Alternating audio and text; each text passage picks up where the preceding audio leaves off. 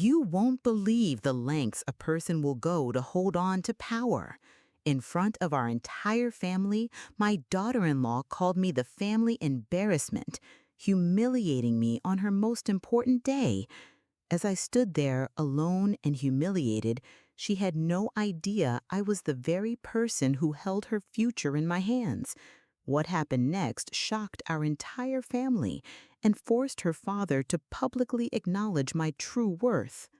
The aroma of freshly baked apple pie was a symphony in my kitchen, a comforting scent that had filled this home for decades.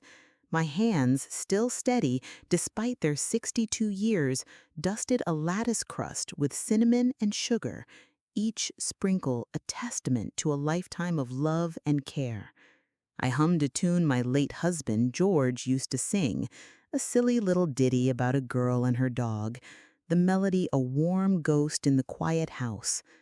I was making this pie for my son, Daniel, and his wife, Clara. It was their anniversary, and they were coming over for a simple family dinner. I knew Clara, with her perfect posture and even more perfect disdain for anything I did, wouldn't touch a slice, but Daniel had always loved my pies. I pictured his face lighting up, the way it used to when he was a boy, and a gentle smile found its way to my lips. It was a simple act, this pie, a way of showing them I was still here, still their anchor, still the woman who had nurtured them both in my own clumsy way. Just as I slid the pie into the oven, the front door swung open without a knock, a classic Clara move. She swept in, a cloud of expensive perfume and sharp angles, her designer handbag clutched like a weapon. Daniel followed behind her, looking tired, his shoulders slumped beneath a suit that was too tight. He used to be so full of life, so quick to laugh. Now he seemed to move in her shadow, a silent accessory to her demanding presence. "Mother, we're here," Clara announced, her voice a little too loud, a little too saccharine. "Did you make a mess?" She wrinkled her nose, her gaze sweeping over the flour dust on the counter as if it were a biohazard. "We just had our house professionally cleaned. It's a miracle how much dust and, well, everything accumulates." I ignored the jab, my smile still in place. "Hello, darling," I said, leaning in to hug Daniel. He returned the embrace stiffly, patting my back a little too quickly. "Happy anniversary, you two."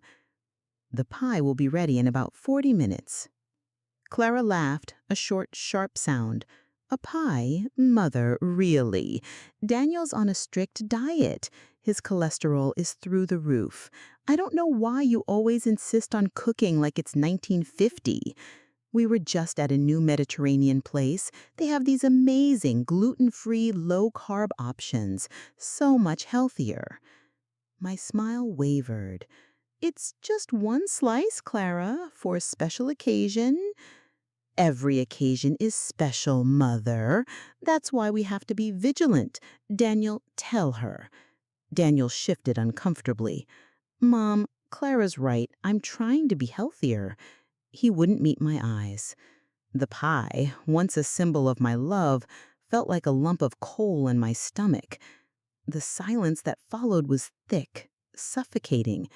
I felt a stinging behind my eyes, but I swallowed the hurt. I wasn't going to cry over a pie, not in front of her. "Right," I said, my voice as bright as I could make it. "Well, I'll just put some tea on. You two go sit down." I busied myself with the kettle, the clatter of porcelain a welcome distraction from the weight in the air. As I poured the water, I heard Clara's voice, low and conspiratorial. "Honestly, Daniel, she's so old-fashioned. You're never going to get healthy if she keeps doing this." Daniel's mumbled reply was lost to the hiss of the steam. I came back with the tea tray, my movements deliberate. "So, what have you two been up to?" I asked, forcing a cheerful tone. Clara took a sip of her tea, her pinky finger extended. "Oh, just living our best lives. We're planning our next big vacation, a month in Tuscany.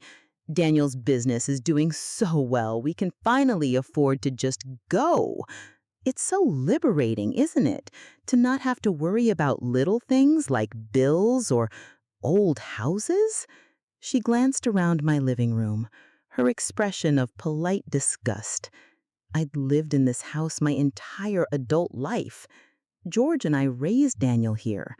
Every scratch on the floor, every faded photograph on the mantelpiece was a memory.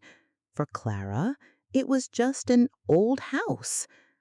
"We're also thinking about having a baby," she said, her voice suddenly loud and bright. "We're going to use a surrogate. It's the only way to ensure the baby gets a clean start, you know? No old habits, no emotional baggage." Her eyes met mine, and I knew she wasn't talking about my old habits with food. She was talking about me, about my presence in their lives, the way she had always made me feel like a relic, a mistake from a past they were so desperate to escape. "That's wonderful," I managed to say, the words feeling foreign and clumsy on my tongue. "A baby, a grandchild." The thought sent a jolt of hope through me, a tiny pinprick of light in the growing darkness. "I would love to help. I could babysit or—" Clara put her teacup down with a sharp clink. "Mother, please. We'll have a nanny. We're not that kind of family. Besides, children need structure. They need to be around people who are current, up to date. We're hiring a professional. We're not going to rely on a volunteer." The word hung in the air, a thinly veiled insult. I felt my face flush. I was a volunteer, a well-meaning but ultimately useless volunteer, a burden. "I am a good grandmother. I was a good mother." Clara laughed again. "Oh, I'm sure you were in your time, but times have changed. You need to understand that. Daniel and we're moving on. We're modern. We're a real family." That was the line, the one that snapped the last frayed thread of my patience. A real family? What had we been all these years? A fantasy? A mistake? I stood up, my hands clenched into fists at my side, my voice a whisper, but it was laced with a steel I hadn't known I had. "I think you should go." "What?" Clara said, her eyes wide with mock surprise. "We just got here."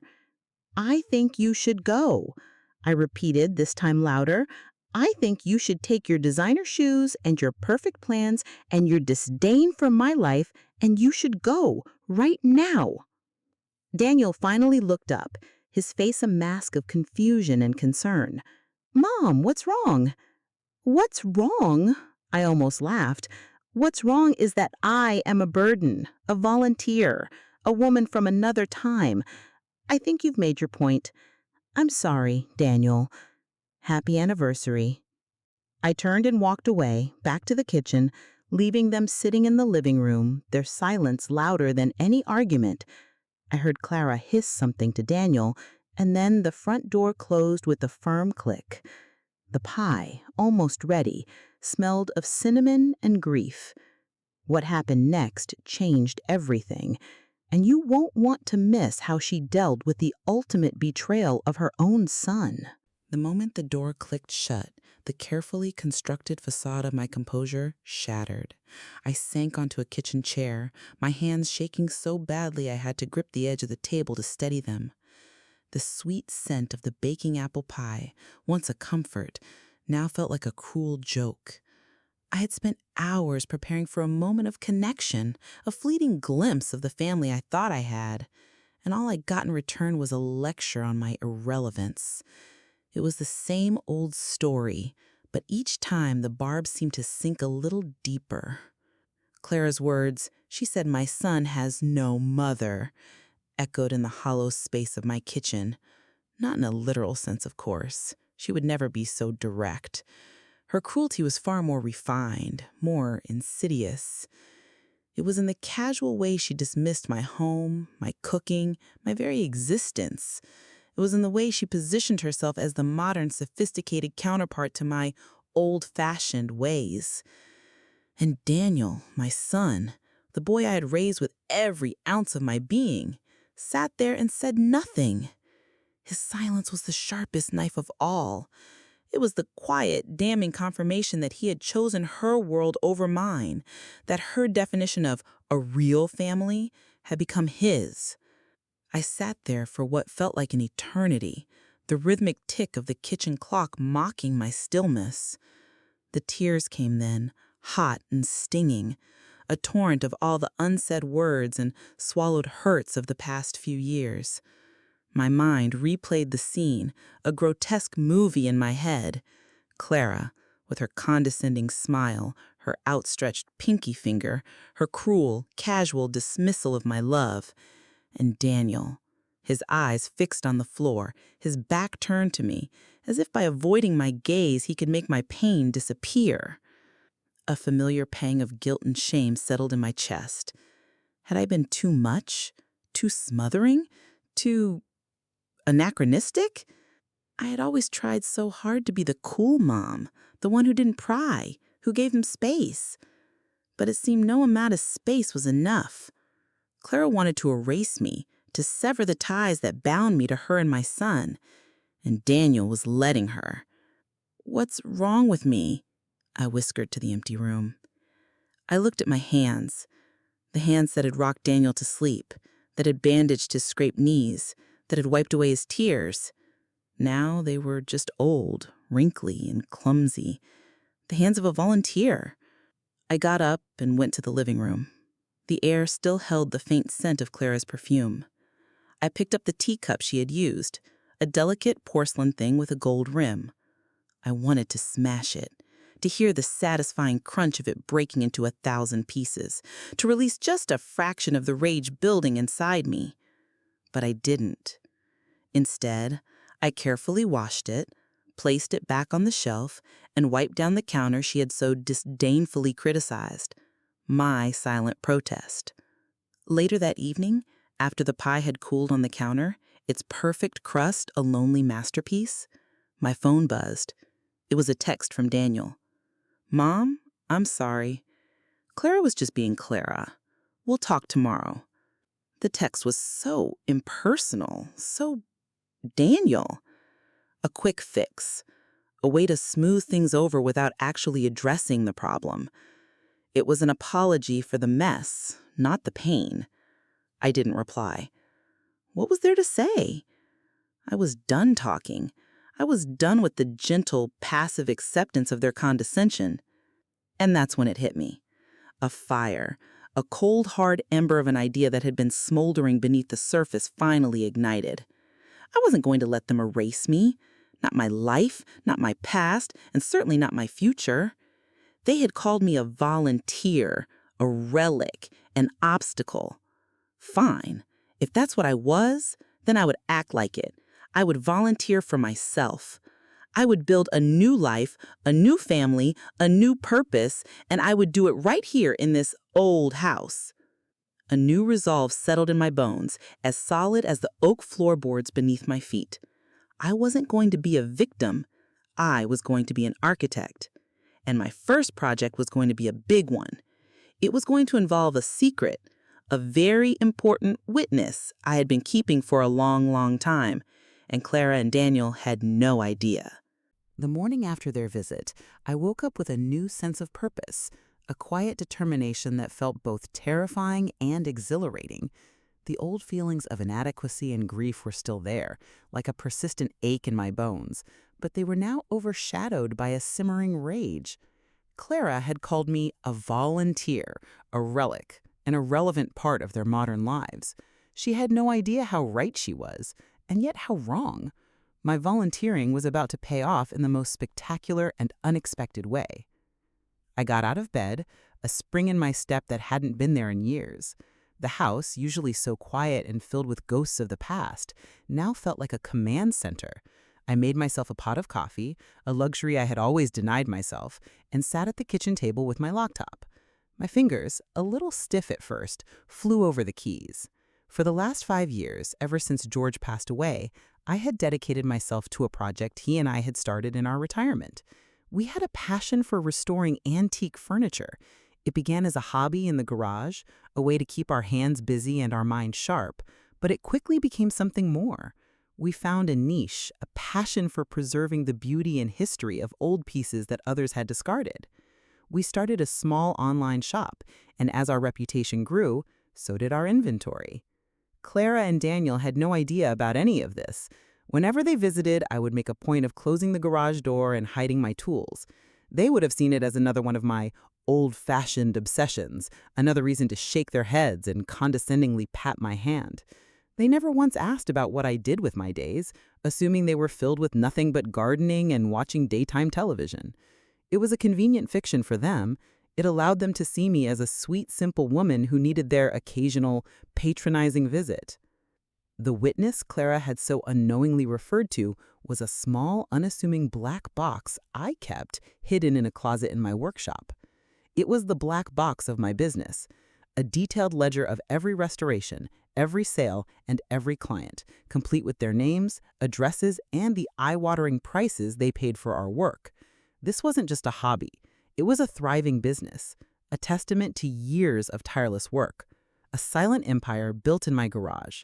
It was my secret weapon, my ace in the hole, and Claire was about to discover what her condescension had cost her.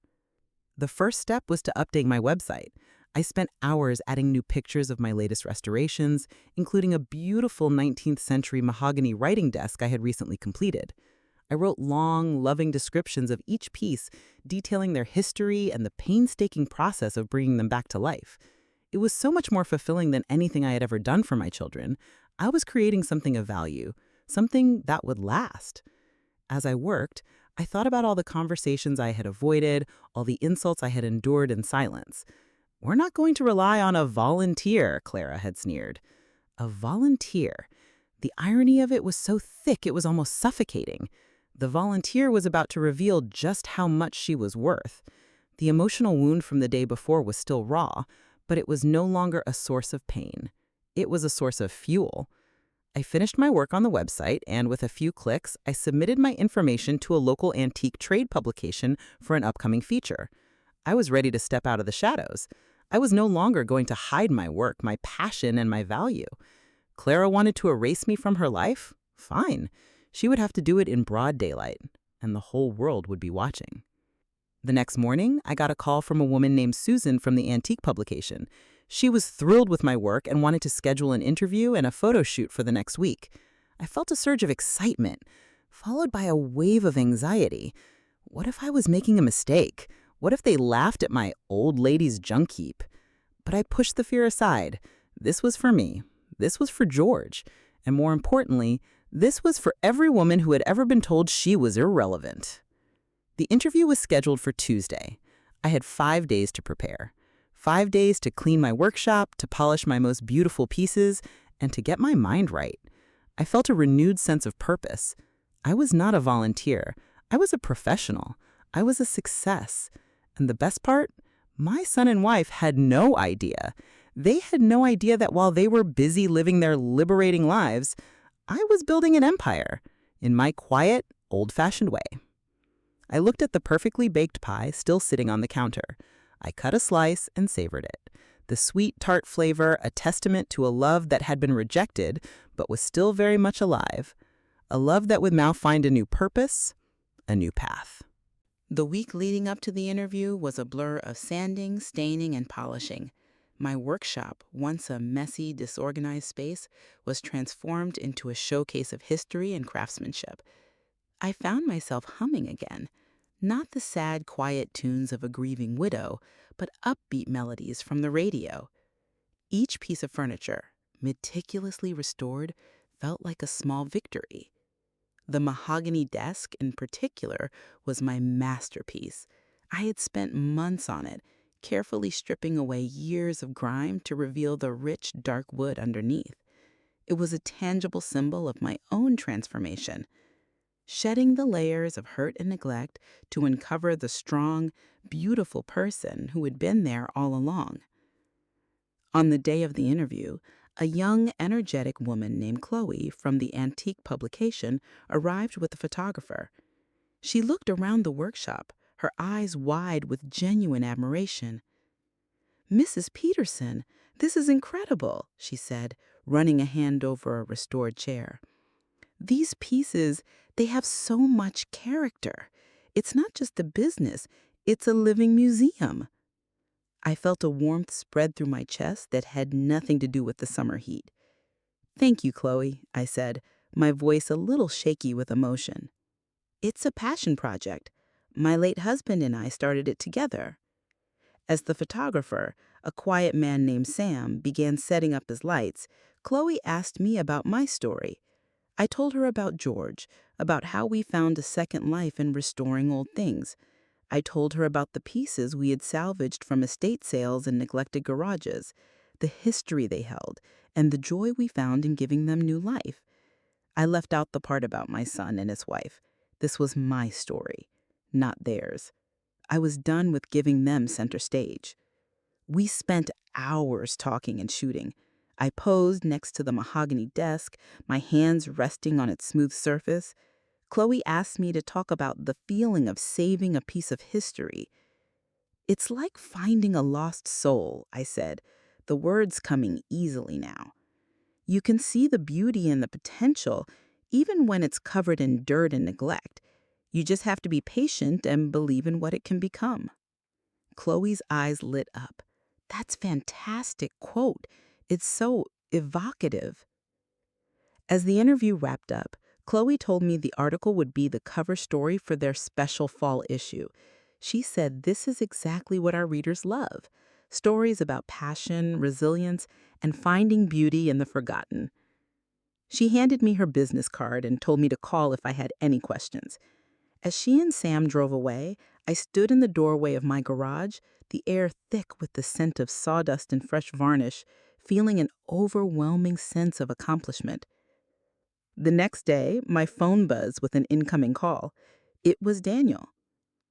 "Mom, you're not going to believe this," he said, his voice unusually excited.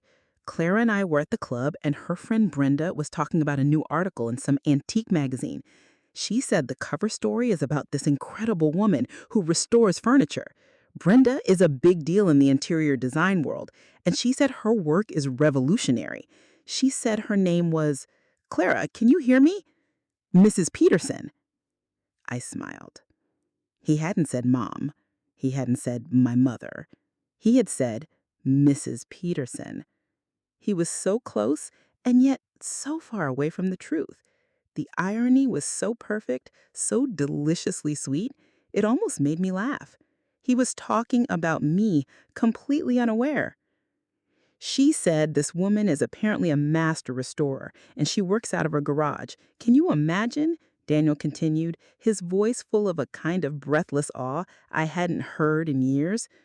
"Brenda said she'd give anything to work with her on her next project. We need to find this woman, Mom. Brenda has connections. This could be a huge opportunity for my business, you know. A partnership could be worth millions." I listened to him, a silent observer in my own life. He wasn't calling to apologize for his behavior. He was calling because he saw an opportunity, a way to benefit from someone else's success. He had no idea he was talking to that someone. It was exactly what I had expected, and it was a validation of every silent tear I had shed. They had always valued me for what I could do for them, not for who I was. "That sounds interesting, Daniel," I said, my voice as calm as I could make it. "Why don't you talk to Clara about it?" "I already did," he said, a note of frustration in his voice. "She thinks it's some crazy old lady and a waste of time. She's so out of touch sometimes. She just doesn't get how valuable this is." I took a slow, deep breath, my grip on the phone tightening. The witness was right where I had left it, in the closet. A quiet, patient secret waiting to be revealed. And they were about to find out just how valuable I was. And as you read on, you'll discover something truly shocking. A secret that changes everything for her and her family. There's a reason they're looking for Mrs. Peterson, and you're about to find out exactly why they won't want to miss the next chapter of this unbelievable story. The article came out a week later, and it was glorious. Chloe had done a magnificent job, not just capturing the beauty of my work, but also the spirit behind it. The cover photo showed me in my workshop, a little smudge of sawdust on my cheek, my hands resting on the gleaming mahogany desk. The headline read, "A Second Act, the woman who turns discarded dreams into treasures." I read the article over and over, my chest swelling with a pride that felt 1,000 times more satisfying than any of my son's accomplishments. For the first time in years, I felt seen. Not as a mother, not as a widow, but as an artist, a businesswoman, a woman with purpose. The phone started ringing almost immediately. Calls came in from all over the country, from interior designers, antique dealers, and collectors who wanted to commission my work. The most persistent calls, however, were from a number I didn't recognize. After the third attempt, I finally answered. "Hello? Is this Mrs. Peterson?" A sharp, familiar voice asked. It was Clara. I smiled, a slow, malicious grin that felt alien on my face. "It is," I said, my voice as sweet as the apple pie she had so rudely dismissed. "To whom am I speaking?" "It's Clara, Daniel's wife," she said, her voice strained. "We saw your article." "Oh, the article," I said, feigning a light, airy tone. "That's lovely. It was a surprise. I didn't think anyone would be so interested in my little hobby." "Hobby?" Clara's voice rose an octave. "Brenda, my friend, the one who does all the high-end design work for the celebrities, says your work is exceptional. She's obsessed with that desk. She says it's flawless. She says she's never seen anything like it. She wants to commission you for her next project. It's a celebrity's house in Malibu. It's a huge deal. It's the kind of opportunity that could make you a fortune." I let the silence hang in the air, a space for her to fill with her frantic, self-serving words. The woman who couldn't be bothered to eat my pie was now practically begging me to use my little hobby for her benefit. It was a beautiful, bitter irony. "That's very kind of her," I finally said, "but I'm afraid I'm fully booked for the next year. I have a very long waiting list." "A waiting list?" she shrieked. "But this is Brenda. You don't understand. She could get you on every design show. You'd be famous. Think about the money you could make." "Oh, I have. I have a very good understanding of the money I could make. And I'm making it. All by myself." There was a pause on the other end of the line, a long, pregnant silence.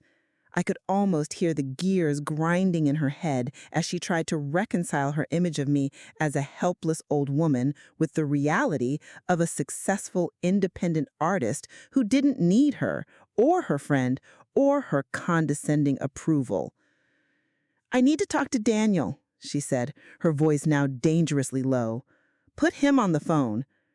"He's not here right now," I lied smoothly. "I can tell him you called.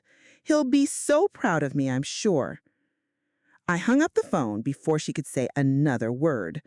My hand was shaking again, but this time it was from a thrill so intense it felt almost intoxicating. The worm had turned. The hunter was now the prey, and Clara, with all her polished veneer and perfect plans, was about to find out just how much she had underestimated me. A few minutes later, Daniel called. His voice was a strange mix of excitement and confusion. "Mom, is it true? Is that really you in the magazine? Clara just called me screaming. She said you won't take a commission from her friend. What's going on?" I sighed, a long, theatrical sigh. "Daniel, darling, I'm so sorry. I didn't want you to find out this way. Yes, it's me. My little hobby got a little out of hand. I'm so sorry that my success is, inconvenience for you." "Inconvenience?" he spluttered. Mom, this isn't an inconvenience. This is huge. You're the person Brenda was talking about. You could make a fortune. You could make us a fortune. The word us hung in the air as ugly and rotten as it had been all those years ago. He wasn't happy for me. He was happy for himself. He saw me not as his mother, but as a business opportunity. I held the phone away from my ear, a sudden blinding rage consuming me. My little hobby, my second act, it wasn't just about me. It was about proving to them once and for all that I was more than just a background character in their lives. I was the protagonist of my own story, and they were about to get a front row seat to the climax. What happens next will leave both Daniel and Clara absolutely speechless. You won't want to miss the shocking revelation she has been hiding, which will make them question everything they thought they knew about her. The phone call ended, and I stood in the middle of my garage, surrounded by masterpieces that had once been considered junk. The trembling in my hands was replaced by an icy calm. I closed my eyes, took a deep breath, and inhaled the scent of old wood and fresh paint. They truly didn't see me. They hadn't seen me, or what I was doing, or what I had become.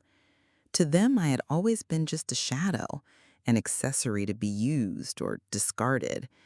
And now, when I had become something valuable, their first thought was how they could profit from it. I looked at my phone, waiting for the next call. I knew it would be from them, and I was ready. When the screen lit up again, I answered without looking at the name.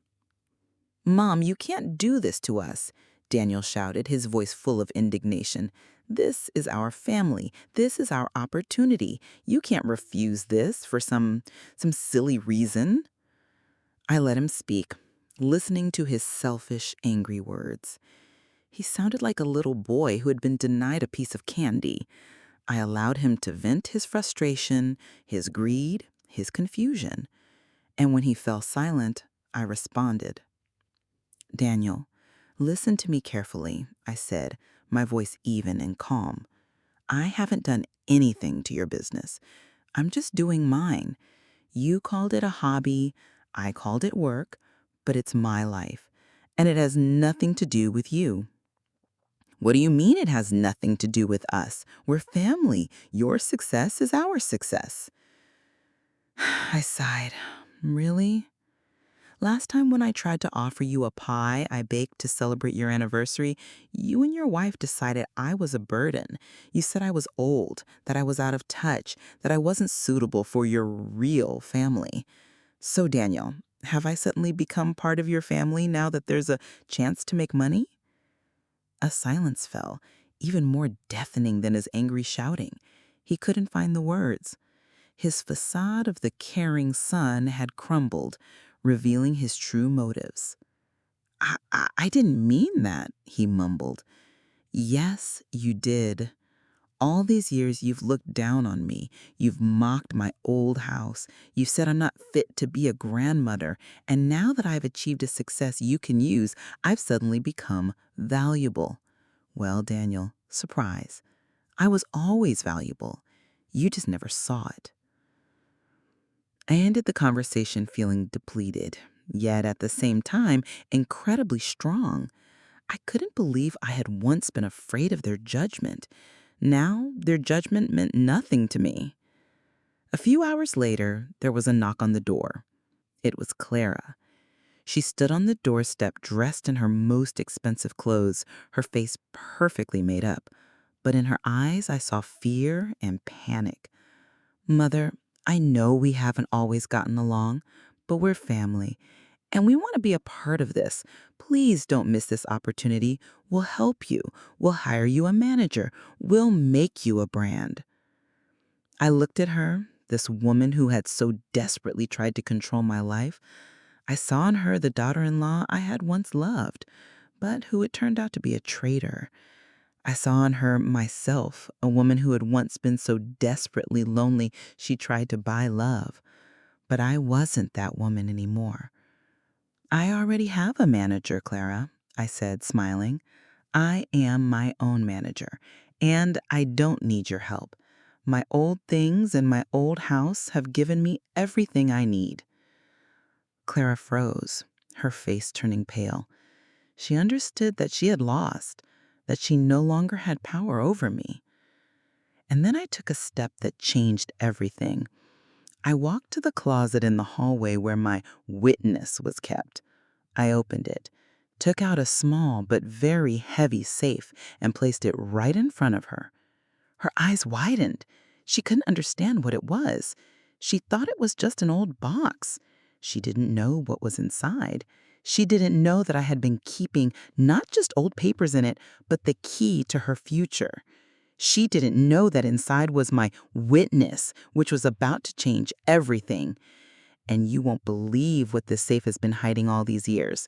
It wasn't just an old box. It was the heart of her deceit, and now it is ready to reveal all its secrets, and what's inside will completely turn her family's life upside down. Clara stared at the safe on the table, her perfectly manicured hands frozen in midair. Her face, a moment ago a mask of practiced charm, contorted into a mix of confusion and fear. "What, what is that?" she stammered. I smiled, a slow, deliberate movement that felt more like a sneer. "This, my dear Clara, is my witness, the one you so carelessly forgot about." She took a step back, her eyes flicking from the safe to my face, as if trying to solve a puzzle with a missing piece. "Is this some kind of joke, Mother?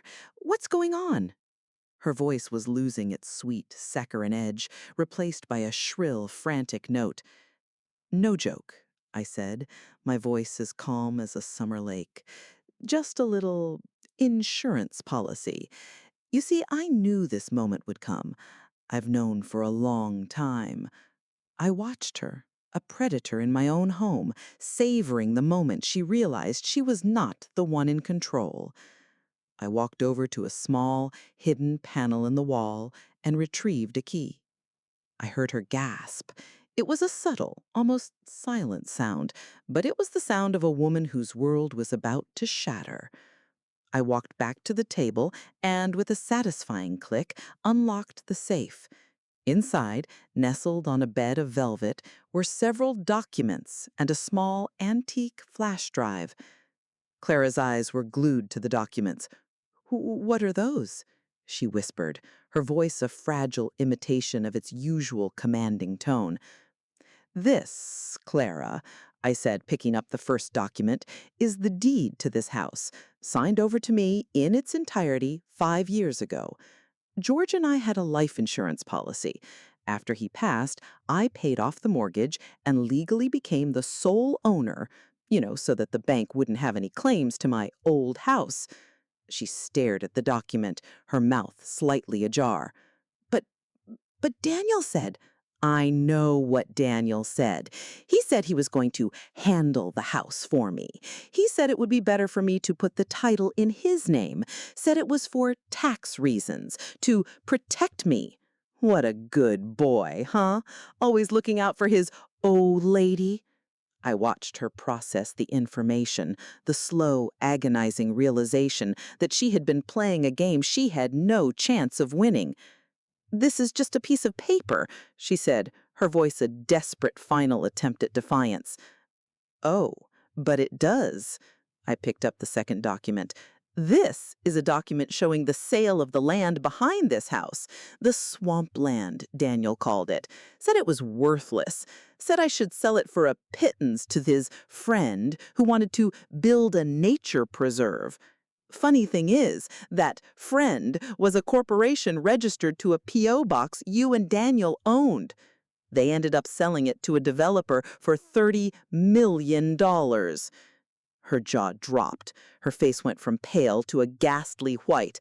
You, you knew?" "I knew," I said, my voice full of a cold, vindictive pleasure. "You see, a volunteer has a lot of time on her hands, a lot of time to look into little details, to hire a private investigator, to follow the money trail. My hobby isn't just about restoring old chairs. It's about restoring justice, and I just restored a whole lot of it. I picked up the last document, my hands trembling with a righteous fury I hadn't felt in years. And this is the will, George's will. You and Daniel were so busy plotting how to get your hands on my old house that you never bothered to check the fine print. George and I had a pact. If one of us passed, the other would inherit everything.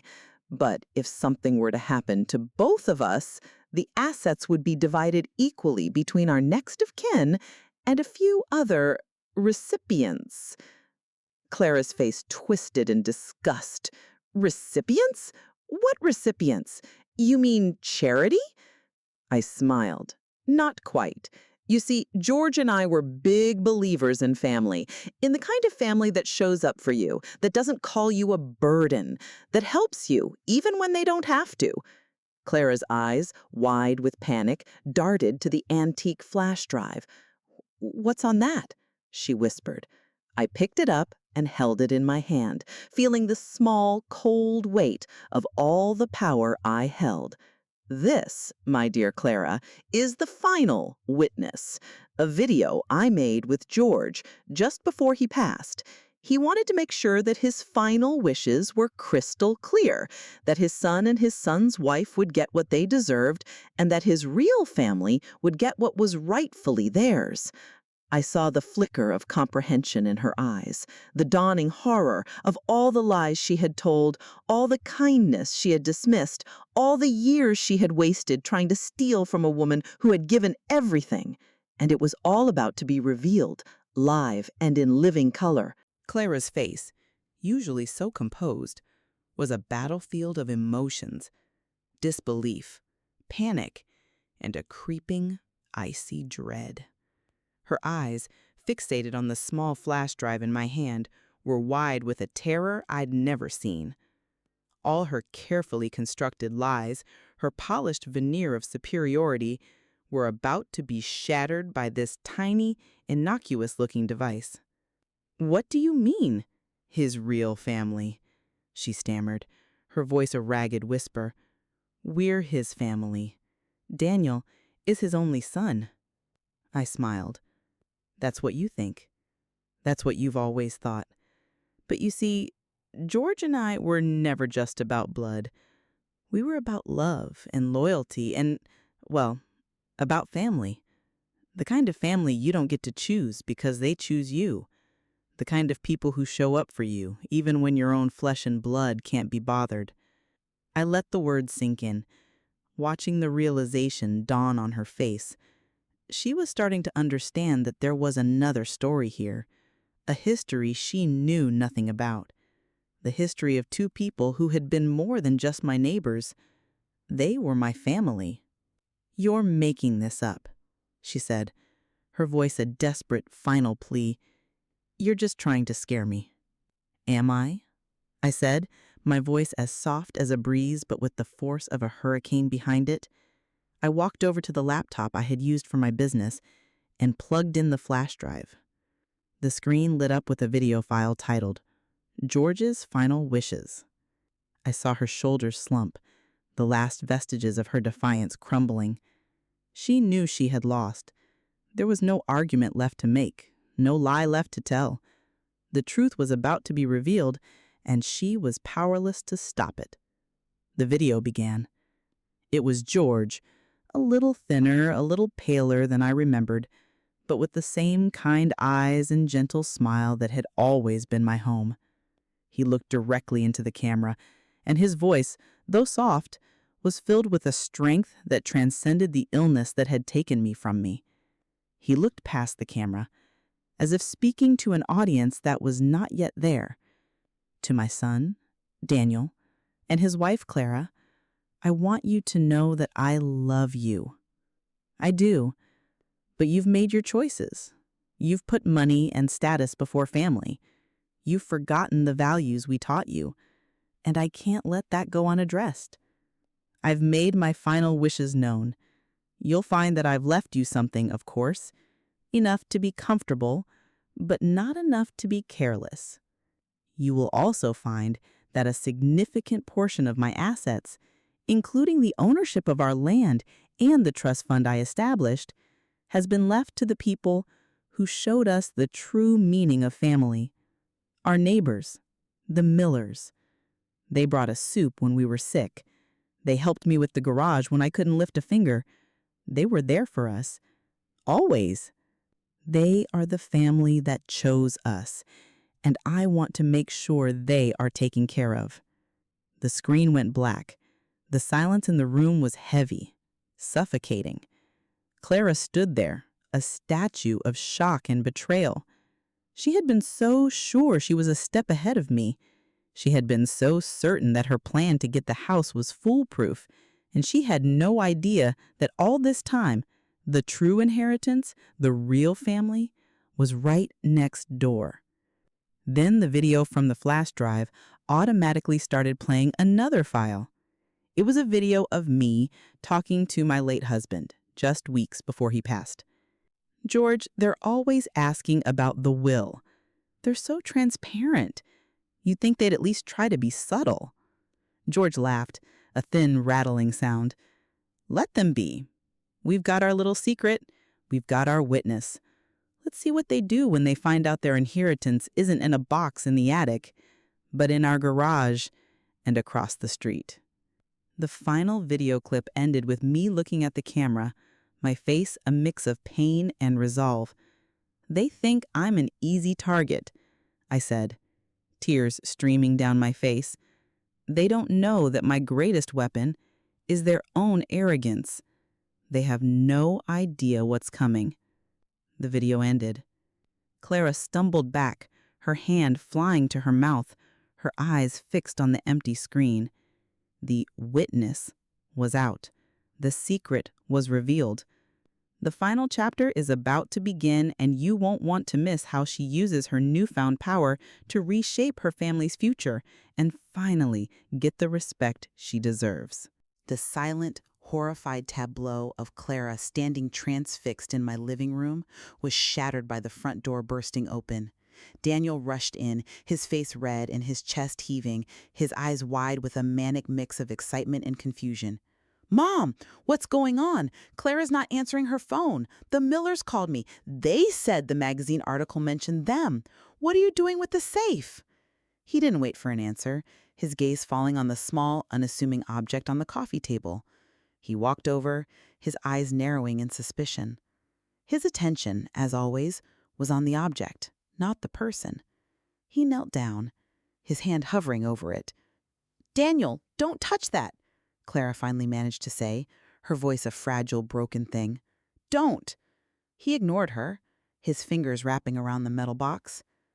"It's just an old safe. What's the big deal?" He looked up at me, a smirk on his face, the confident, entitled son I had known for years. "This is what all the fuss is about?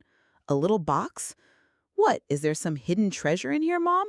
A few old jewels? A stack of cash you've been saving?" I watched him, a slow, predatory smile spreading across my face. "Something like that," I said, my voice low and laced with a satisfaction I hadn't felt in a lifetime. "Go ahead, Daniel. Open it. The key's still in the lock. You've been so curious, after all." He hesitated for a moment, glancing at Clara's terrified face, but the lure of a potential fortune was too strong. He twisted the key, and with a soft click, the safe opened.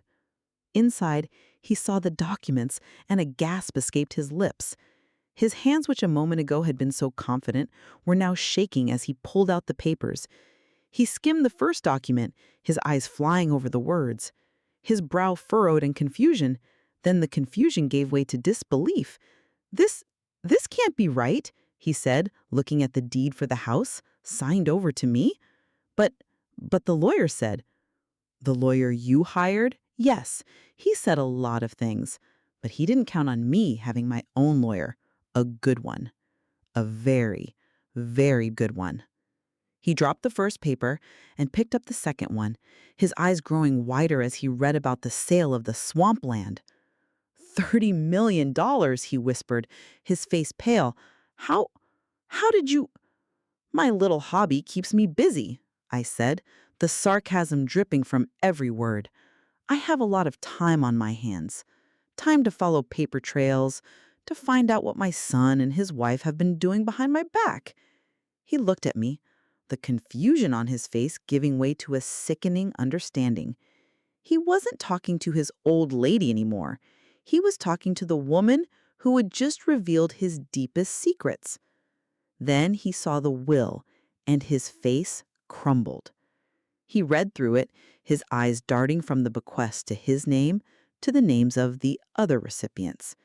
He read the names of the Millers, his face a mask of utter shock.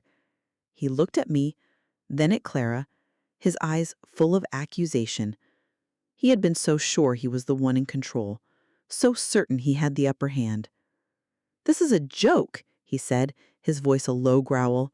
"This is some kind of sick joke. The only joke here is you, Daniel.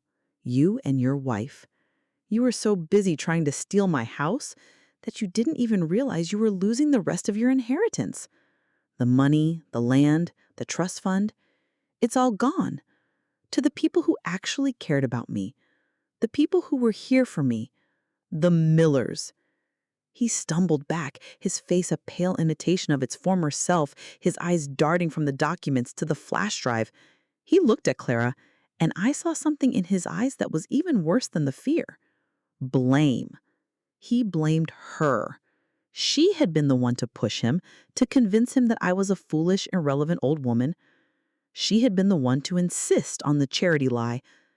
Then his eyes fell on the flash drive, and he saw the video title, George's Final Wishes. He looked at me, a silent, pleading question in his eyes. "No, Mom.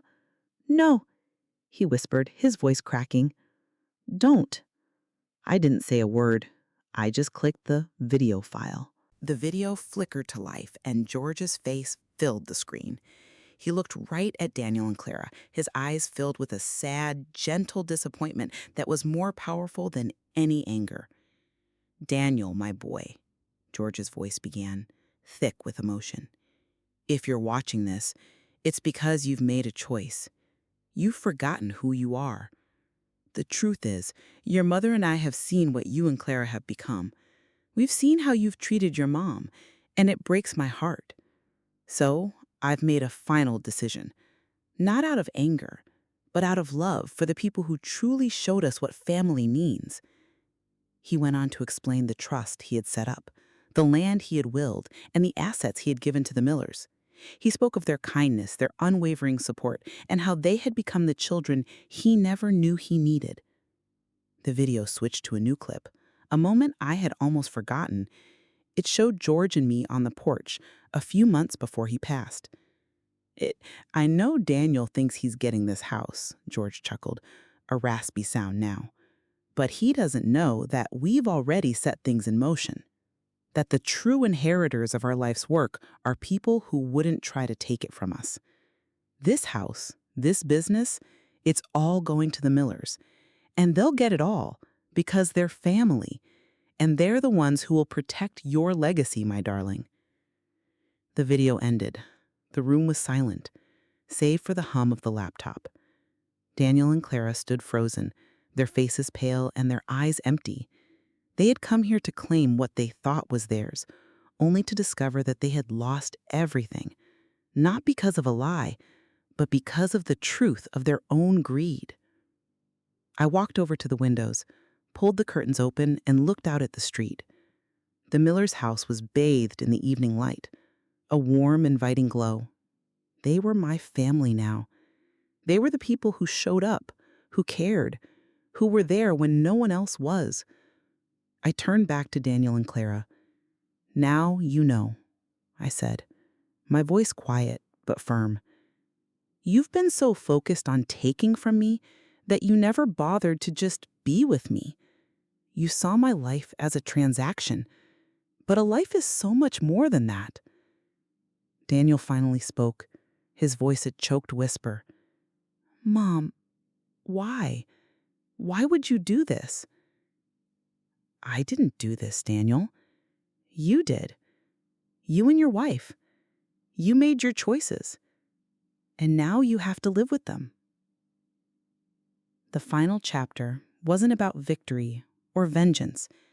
It was about peace, about finding the strength to let go of the pain of the past and embracing a future with the people who truly loved me. Daniel and Clara left without another word. They walked out of my house, the home they had so desperately wanted to own, as ghosts of the past. They had a fortune, but they had lost their soul. I walked out to my front porch and sat down on the swing, feeling the cool evening breeze on my skin. The scent of apple pie was still in the air, but now it was a pleasant, comforting memory. I didn't need Daniel and Clara to eat my pie. I didn't need their validation. My house was a home. My business was a success, and my heart was full. I had my family, and that was enough. The story of the woman and her witness ends here. She found justice not by winning a battle, but by choosing to love the right people. She had all the power she ever needed because she was finally free to be herself.